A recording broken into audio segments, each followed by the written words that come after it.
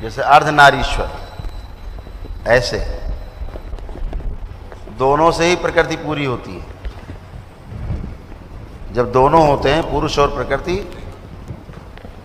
तब सृजन होता है। पुरुष नहीं हो तो प्रकृति होगी नहीं, पुरुष है तो प्रकृति होगी होगी, उससे अलग नहीं किया जा सकता है। लेकिन वो देखना हमारा, जो हमारी दृष्टि है, जो हमारी दृष्टि है, केवल उसका खेल है कि हम देखते किस प्रकार हैं। तो हमारी जो यात्रा है वो शिष्य से लेकर के और गुरु होने तक है। गुरु मतलब केंद्र। जितनी भी यात्रा है वो सारी यात्रा एक परिधि में है।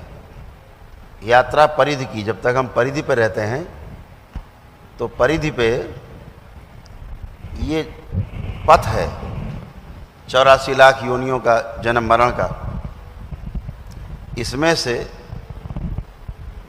जो जानने का प्रयास करता है तो आपकी यात्रा परिधि से केंद्र की ओर शुरू होती है। परिधि से केंद्र तक की जो यात्रा है, यहां तक गुरु आपके साथ रहता ही रहता है, प्रकाश के रूप में, ज्ञान के रूप में आपके साथ रहता ही रहता है। तो परिधि से जो केंद्र की ओर चला, ये शिष्य है। जो केंद्र में पहुंच गया वो गुरु है। जो परिधि में घूम रहा है वो जीवात्मा है, जीव चेतना में जी रहा है। उसने मान रखा है कि हमारा शरीर ही सब कुछ है, मैं शरीर हूँ, इसके अलावा कुछ नहीं हूँ। और जिसकी यात्रा परिधि से केंद्र की ओर शुरू हो गई, इसका अर्थ है वो जान गया कि हम एक नहीं, हम दो हैं। मेरा शरीर भी है और शरीर में मेरा अपना स्वयं का जीवन भी है जो इस शरीर को चलाता है। तो जो शिष्य है उसकी यात्रा शुरू हो जाती है। जब आप उस लक्ष्य तक पहुंच जाएंगे कि वहां पहुंच के हमें सब मिल जाएगा, सारा ज्ञान प्राप्त हो जाएगा, वहां पहुंच के ही पता लगेगा कि क्या मिलता है। उसमें हम आपके अंदर कोई स्मृति नहीं बनाना चाहते, क्या मिलेगा क्या नहीं मिलेगा, लेकिन आपको आनंद जरूर मिलेगा। आनंद आपको जरूर मिलेगा। लेकिन उस आनंद की भी निरंतरता कैसे हो, ये देखने वाली बात होगी।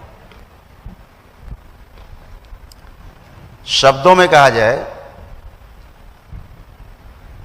तो जो निरंतरता है वो आनंद की ही है, और जीवन की जो प्यास है वो आनंद की ही है। लेकिन जीवन जब आनंद में डूब जाता है तो उसकी यात्रा भी रुक जाती है। असली यात्रा तो उस आनंद के पार है। तभी कहा गया परमानंद। उस परम आनंद की खोज में हम आनंद को पार करके ही कर सकते हैं। सारा जितना भी आप देखते हैं, सारा खेल भाव जगत का है। और भाव जगत में जो भाव है उस भाव की स्थिरता का है कि वह भाव आप में स्थिर कितने समय तक रह सकता है। जैसे आपने तमाम बार अनुभव किया होगा, किसी भी सुख या दुख में आप जाते हैं, किसी के कार्यक्रम में, आप वैसा ही हो जाते हैं। लेकिन जैसे ही आप बाहर निकलते हैं आप भूल जाते हैं और अपने रोजमर्रा के जीवन में फोन चालू कर देते हैं, सब भूल जाते हैं। लेकिन उससे उसकी निरंतरता नहीं बनती, क्योंकि ना तो वो सुख है और ना ही वो दुख है। वह केवल एक अनुभूति मात्र है।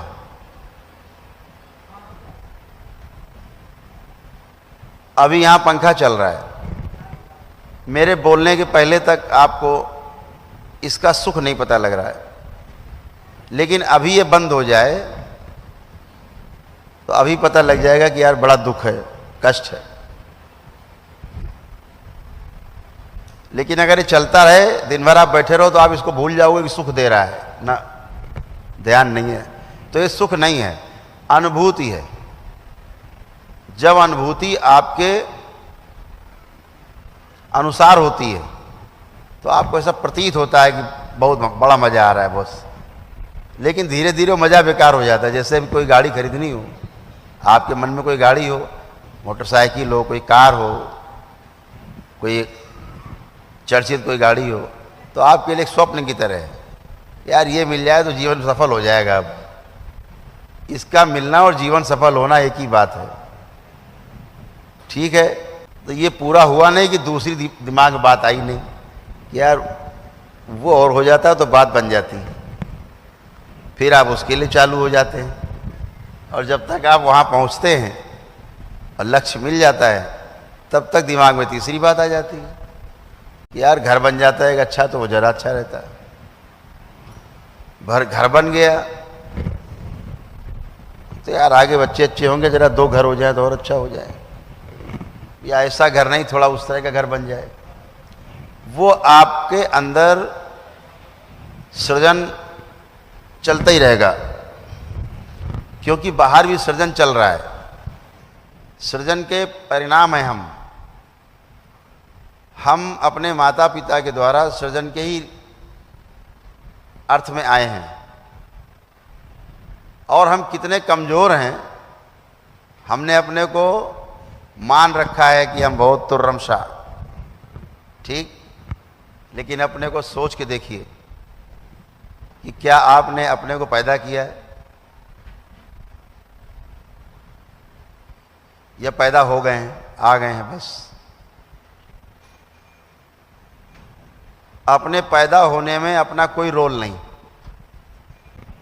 कुछ भी नहीं हाथ में, नाव है, पतवार गायब है, पतवार नहीं है, कुछ भी आपका नहीं है।